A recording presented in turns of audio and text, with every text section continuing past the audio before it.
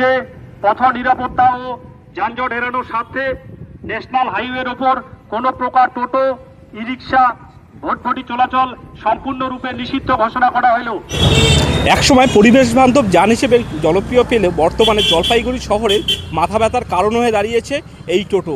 টোটোর দখলে এই শহর হাঁসফাঁস করছে জলপাইগুড়ি, বাড়ছে ক্রমাগত এই ক্ষোভ। জলপাইগুড়ি শহরে এখন প্রত্যেক দিনের সবচেয়ে বড় সমস্যা হয়ে দাঁড়িয়েছে যানজট, আর তার মূল কারণ হিসেবে উঠে আসছে অতিরিক্ত টোটোর সংখ্যা। সমস্যা কি? কোনো লাইসেন্স তাই এই নাই, যেভাবে ইচ্ছে চালাচ্ছে গাড়ি চালাতে কি সমস্যা হয়? গাড়ি এই যে রাস্তার মাঝখানে তারা আছে, দেখেন ঘুরান ওই দিকে। কি দাবি আপনাদের? দাবি কি? টাউনের টোটো চলুক, পার হেড জন্য একজনের মালিকানা থাকে, রেজিস্ট্রেশন হোক। আমরা যেমন ট্যাক্স দিয়ে চালাচ্ছি, ওরা যেরকমভাবে চলে সেভাবে চলুক। মূল সমস্যাটা কি শহরে? মূল সমস্যা জ্যাম।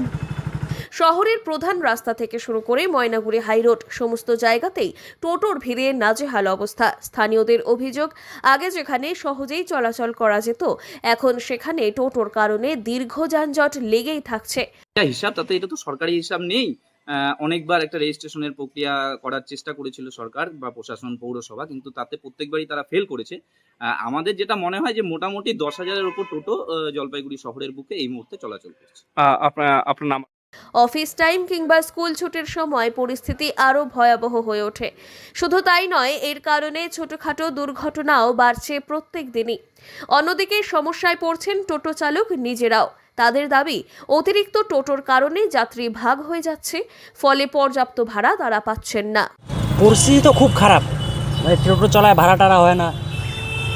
কত টোটো শহরে, তাও কি মনে হয়?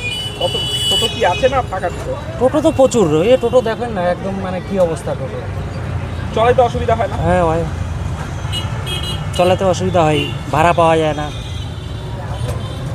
আগে কেমন ভাড়া হতো? আগে তো তাও সারাদিন চলায় মোটামুটি 600-700 টাকা হয়ে যেত। এখন তো সারাদিনে 500 টাকা কামাই দিয়ে অবস্থা খারাপ হয়ে যায়।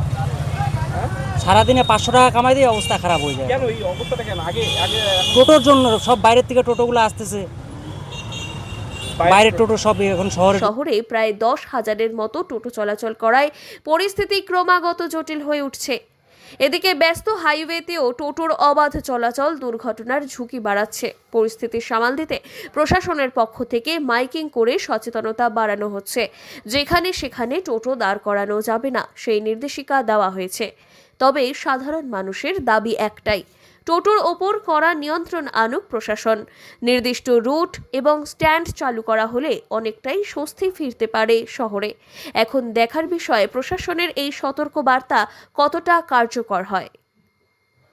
জলপাইগুড়ি থেকে সুরজিৎ দের রিপোর্ট, লোকাল 18 বাংলা।